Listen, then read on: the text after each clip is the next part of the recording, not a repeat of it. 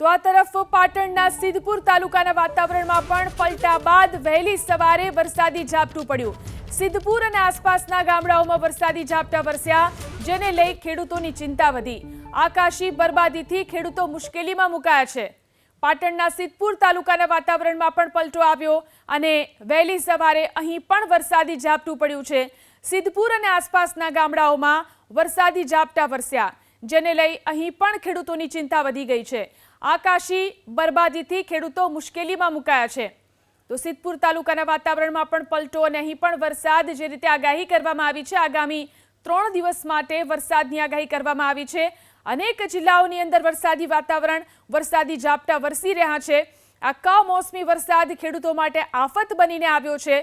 પાટણના સિદ્ધપુર તાલુકાના વાતાવરણમાં પણ પલટો આવ્યો અને વહેલી સવારે અહીં પણ વરસાદી ઝાપટું વરસ્યું છે।